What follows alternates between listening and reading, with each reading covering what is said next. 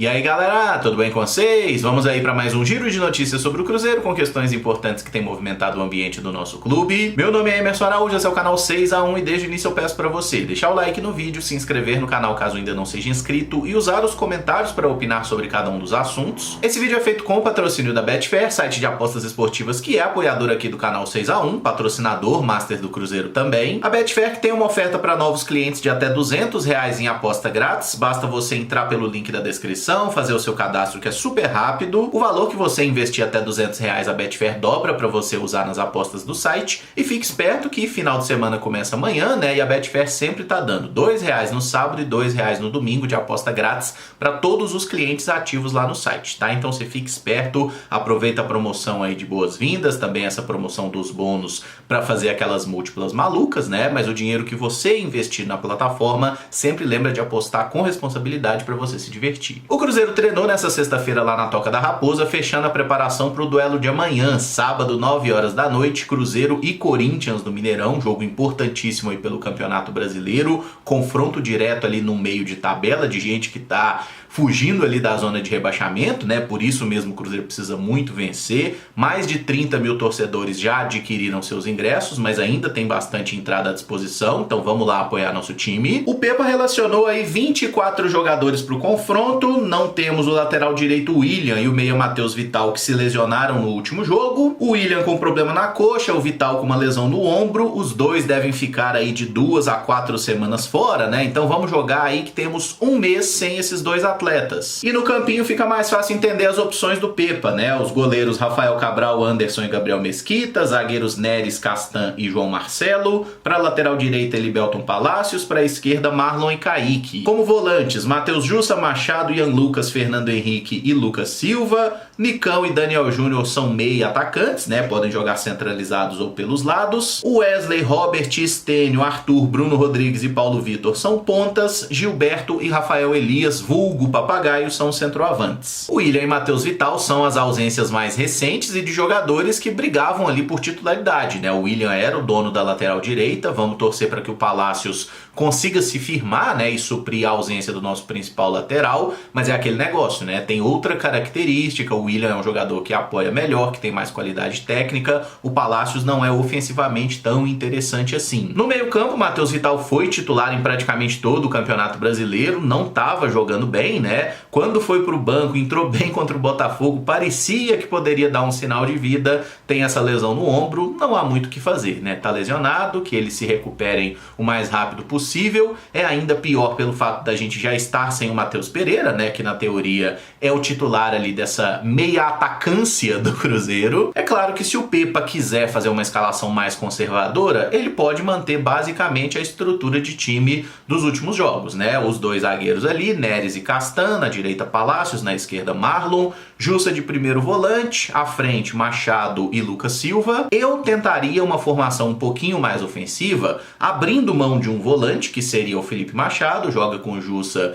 e com Lucas Silva, e bota um meio atacante ali para tentar fazer essa ligação e jogar mais perto de um centroavante, né? E eu acho até que seria válido testar o Nicão. Eu sei que o Nicão não é habituado a fazer esse papel de um camisa 10, ele não é um jogador de intensidade na recomposição, mas o Nicão é um cara que tem alguma qualidade técnica, já provou isso principalmente no Atlético Paranaense, é um cara que tem uma finalização forte, né? Embora tenha arriscado muito pouco pelo Cruzeiro, eu acho que esse é um ponto que ele precisa inclusive melhorar, é que o Nicão jogando pela ponta, ele não vai conseguir cumprir uma das exigências do técnico Pepa, né, que é de ser um cara de muita velocidade. O time perdeu a bola, ele acelera, ele não tem essa característica, né? Até conseguiu fazer em algum momento, mas no Atlético Paranaense ele já não era um velocista, é outro tipo de ponta que busca mais o meio para armar, para finalizar. Então eu acho que seria válido, pela ausência do Matheus Pereira, do próprio Vital que poderia jogar ali, experimentar o Nicão em uma partida como esse segundo atacante, esse camisa 10, pra gente ver o que ele arruma. Outra opção que não pode ser totalmente descartada descartado é o Daniel Júnior, que volta a reaparecer após um longo período. Ele que sofreu uma lesão muscular, não era relacionado desde o jogo contra o São Paulo, no dia 24 de junho, e a última vez que ele entrou em campo foi contra o Fortaleza, dia 21/6. É uma opção por característica, por posição, mas convenhamos que é muito improvável que o Daniel Júnior seja titular depois de um período tão longe fora da lista de relacionados. Se ele entrar no segundo tempo,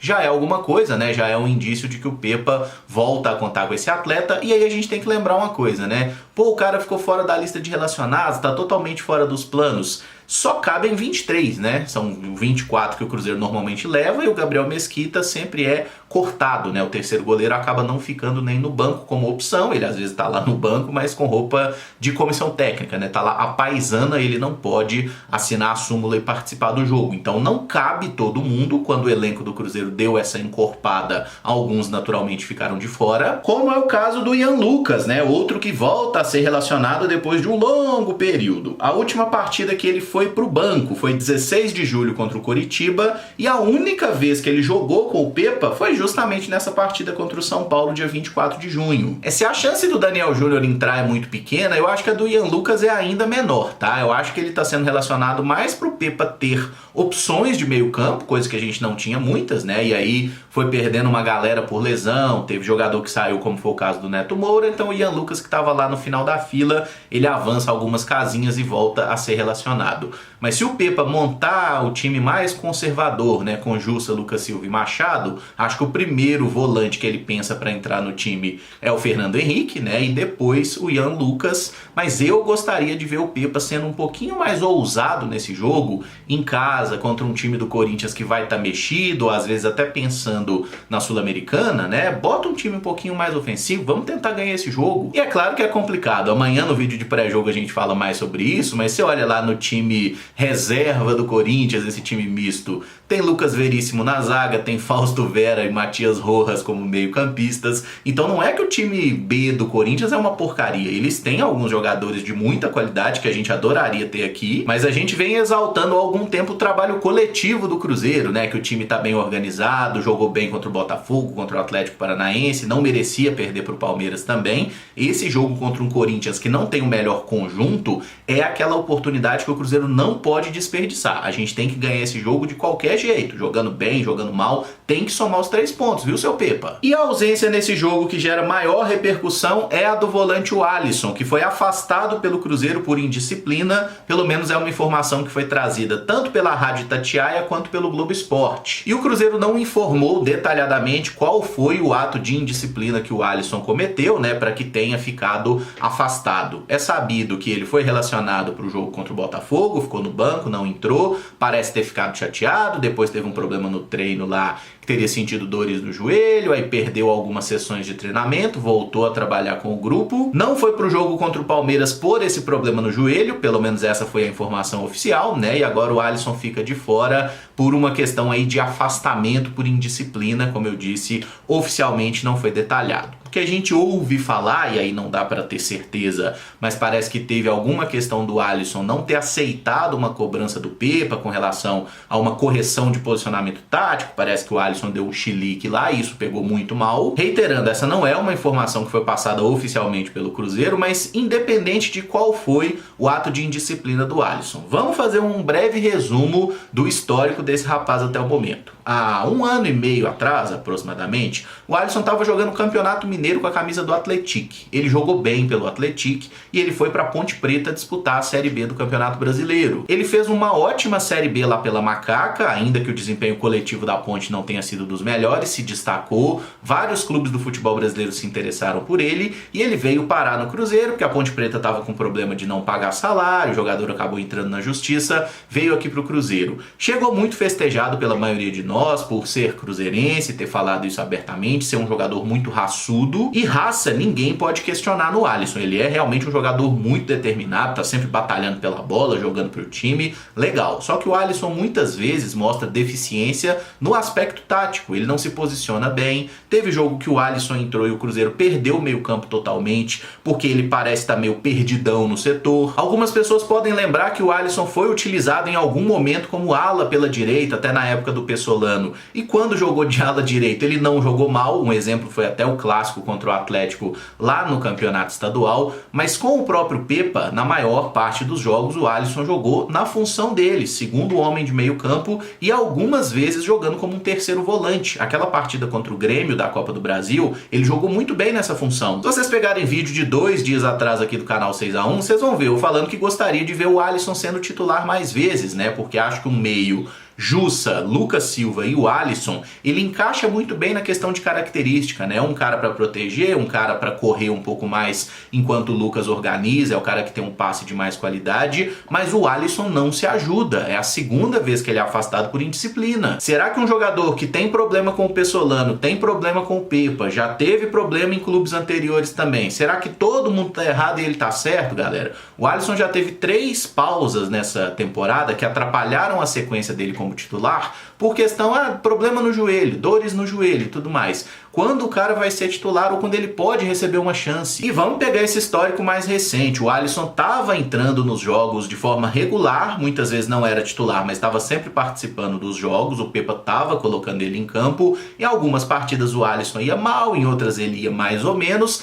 mas em nenhum jogo ele conseguiu fazer a diferença para o Cruzeiro vencer ou deixar de perder um jogo. Aí na partida contra o Botafogo, que é aquela que ele estava de cabelo azul e tudo mais, o Alisson não foi acionado, não entrou no jogo e parece que ficou de bode depois disso, não gostou, ficou insatisfeito. Irmão, se você tem proposta de Portugal, da Arábia, da puta que pariu, ninguém dá a mínima, tá? Você tem proposta, é uma proposta que o Cruzeiro achou interessante? Não. O Cruzeiro não tem obrigação nenhuma de abrir mão do Alisson, tá? Ele assinou um contrato com o Cruzeiro até o final de 2025 e o papel dele enquanto profissional é honrar o compromisso assumido por ele mesmo. Ele tem um contrato assinado, o Cruzeiro tá pagando em dia, ele tem que estar sempre à disposição da comissão técnica. Ah, Emerson, mas não jogar o Alisson para jogar o Machado. Se o técnico quer botar o Machado, ele bota o Machado. Ponto, acabou, tá? Existe um negócio chamado hierarquia, é o técnico que define. Eu concordo com o Pepa? Não, não concordo, não sou o maior fã do Felipe Machado. Mas pra gente criticar o Felipe Machado e dizer que ele não merece ser titular, será que o Alisson tá merecendo? Porque há quanto tempo o Alisson não faz um grande jogo, velho? Tá? Então vamos pensar nisso também. A gente prefere o Alisson por característica, beleza, é uma coisa que tá no nosso imaginário, mas e no campo? O que é que o Alisson tá mostrando para merecer jogar? Não é o primeiro técnico que deixa ele de fora, não é o primeiro técnico que fala que o Alisson joga melhor do que treina, ou seja, no dia a dia ele parece não se dedicar tanto assim. Treinador, gente, quer que o cara no treino esteja bem comprometido e esteja disposto a jogar da forma que o técnico quer. Não é essa vibe, não, no treino eu dou 50%, no jogo eu dou 100%. Você não vai conseguir, filho. O futebol mudou. E o Alisson precisa de um amigo para contar para ele que ele não fez bosta nenhuma no futebol para ter essa postura de se achar mais importante do que outro jogador ou do que o clube, tá? Ele tem contrato com o Cruzeiro, ele tem que estar sempre à disposição da comissão técnica. Se ele vai ser titular ou reserva, não é ele que decide. O papel dele é estar pronto para jogar sempre. E só um detalhe sobre o último jogo que o Alisson participou. Atlético Paranaense 3, Cruzeiro 3. Vocês lembram? O Alisson entrou no segundo tempo, o Nicão deixou ele na cara do gol. O que ele fez? Perdeu uma chance clara, chutou na trave, não foi, o Alisson? Então, assim, aproveita melhor as oportunidades que você tiver, que eu tenho certeza que nenhum técnico vai te deixar de fora do time pra fazer sacanagem. Se você entregar futebol, você vai jogar, você vai ganhar a vaga como titular. São 22 partidas com a camisa do Cruzeiro, nenhum gol e nenhuma assistência. É pouco, né? E pra fechar num clima melhor, o time sub-17 do Cruzeiro venceu o Santos por 2-1 fora de casa nessa quinta-feira. Os gols foram marcados por Juan Índio e Juan Gabriel. Os Juans que jogam direto pelo time sub-20 do Cruzeiro também, né? Eles fazem algumas partidas pelo sub-17, outras pelo sub-20. Ambos estiveram naquele período de intercâmbio lá no PSV e foi uma vitória muito importante para o Cruzeiro manter as chances de classificação no Brasileirão sub-17. Faltam ainda 2 rodadas, a gente precisa vencer o Atlético Paranaense, que é o próximo jogo em casa, e na última rodada o Cruzeiro pega o Fortaleza fora, mas o Fortaleza já está eliminado. Não são jogos simples, o Atlético Paranaense é um time muito bom, inclusive está em terceiro lugar, né? O Cruzeiro está em quinto, atrás justamente do Santos, que está em quarto, mas a gente perde no saldo de gols. As goleadas que o Cruzeiro sofreu nas 2 primeiras rodadas atrapalham muito aí nessa disputa, porque os dois times têm aí os 12 pontos, mas se o Cruzeiro ganhar do Furacão, acho que a gente chega em condições aí de classificação na última rodada, né? E aí é ganhar do Fortaleza lá, que obviamente não é fácil, mas é um time que já não vai ter o mesmo engajamento, né? Por não ter mais chance de classificação classificação, então vamos torcer para os crias aí. Essas partidas têm sido transmitidas eventualmente pelo Sport TV, tá? Mas às vésperas do jogo a gente fala se vai ter transmissão ou não. E o nosso time sub-20 joga amanhã, 3 da tarde, contra o Futgol. Aí é uma partida pelo Campeonato Mineiro Sub-20, que vai ter transmissão no canal oficial do Cruzeiro no YouTube. Eu encerro esse vídeo por aqui. Se você gostou, peço que deixe o like, se inscreva no canal caso ainda não seja inscrito e use os comentários para deixar a sua opinião sobre cada um dos assuntos aqui abordados. Amanhã a gente volta com o pré-jogo de Cruzeiro e Corinthians e depois do jogo com a live como vocês estão acostumados. Eu acho que vai dar para fazer live, vamos ver ainda, né? Porque acaba meio tarde. Mas enfim, muito obrigado por acompanhar, um abraço e até o próximo vídeo. Valeu!